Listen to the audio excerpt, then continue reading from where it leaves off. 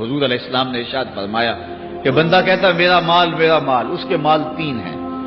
ایک مال وہ جو اس نے کھایا اور ضائع کر دیا، دوسرا اس کا مال وہ ہے جو اس نے پہنا اور پرانا کر دیا، اور تیسرا اس کا مال وہ ہے جو اس نے آگے بھیج دیا۔ فرمایا باقی اس کے وارثوں کا ہے، اس کا نہیں ہے۔ اس لیے ہم راہ خدا میں خرچ کرنے کا مزاج بنائیں، اس سے مال گھٹتا نہیں ہے، اس سے مال بڑھتا ہے، بلکہ جب راہ خدا کے اندر ہم خرچ کرتے ہیں تو ہمارا جو دوسرا مال ہے وہ بھی پاک ہو جاتا ہے۔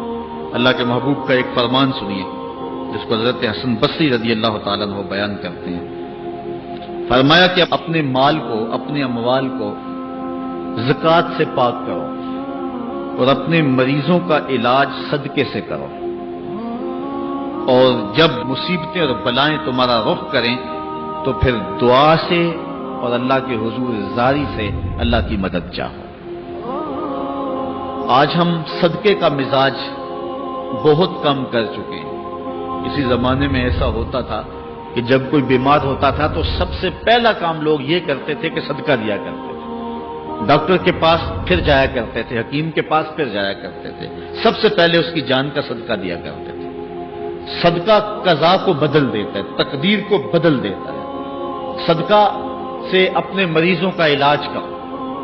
اصل ڈاکٹر کے پاس جانا، علاج کروانا سنت ہے، اس کی ممانعت نہیں ہے، لیکن یہ بات ہمیشہ ذہن میں رکھیے گا کہ ڈاکٹر کے پاس دوا ہے، شفا نہیں ہے، شفا اللہ کے دستے کرم میں ہے۔ اس لیے جب بھی بیمار ہو جاؤ تو پہلے صدقہ کرو اور پھر ڈاکٹر کے پاس جاؤ، اللہ اس صدقے کی برکت سے ڈاکٹر کی دوا میں شفا رکھ دے گا، کیونکہ شفا تو اس کے حکم میں ہے نا، چیزوں میں تو شفا نہیں ہے، وہ تو اس نے حکم جہاں دے دیا وہاں شفا ہے۔ حضرت موسیٰ علیہ السلام کے پیٹ میں درد کا احساس ہوتا ہے تو کوہ طور پہ چلے گئے، کیسے جلیل القدر نبی تھے، اللہ سے ڈائریکٹ رابطے تھے، اور جا کے کہا مالک میرے پیٹ میں درد ہو رہا ہے۔ اللہ اکبر۔ گھر کے نجی معاملے بھی رب سے ڈسکس کرتے تھے، اور کوئی جو ہے وہ ایسی چیز ہوتی وہ بھی رب سے ہی عرض کرتے تھے۔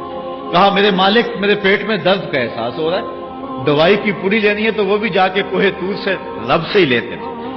تو اللہ تعالیٰ فرمایا فلاں جنگل میں چلے جاؤ، وہاں اس شکل کے پتوں کی ایک بوٹی ہے، اس کو توڑو نچوڑو، اس کا پانی پیو، تمہیں شفا مل جائے گی۔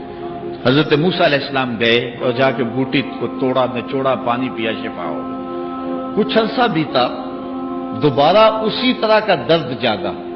اب نسخہ تو ذہن میں تھا، کوہ طور پہ نہ گئے، اس جنگل میں چلے گئے اور جا کے بوٹی کو توڑا، اس کے پتے نچوڑے، پانی نکالا، پیا، لیکن درد اور زیادہ بڑھ جاتا۔ پھر دوبارہ آئے کوہ طور پہ، کہا مالک میں نے اسی درد پہ دوبارہ وہی بوٹی کا پانی پیا ہے لیکن درد بڑھ گیا ہے۔ کہا موسیٰ اب جو آئے ہو کوہ طور پہ پہلے ہی آ جاتے۔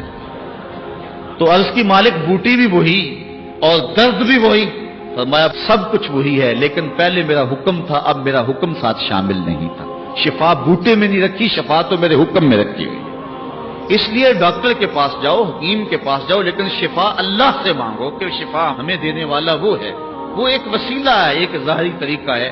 تو حضور علیہ الصلوۃ والسلام اللہ اکبر کیا خوبصورت ارشاد فرما رہے ہیں، حسنوا اموالکم بالزکات، اپنے اموال کو زکات سے پاک کرو، وداووا مرضاکم بالصدقہ، اور اپنے مریضوں کا علاج صدقے سے کرو، واستقبلوا امواج البلاء بالدعاء والتضرع، جب مصیبتوں اور اذیتوں کے طوفان تمہاری طرف منہ کھولے ہوئے آئیں تو اس وقت اللہ سے آہوزاری کرو، اللہ کے حضور دعا کرو،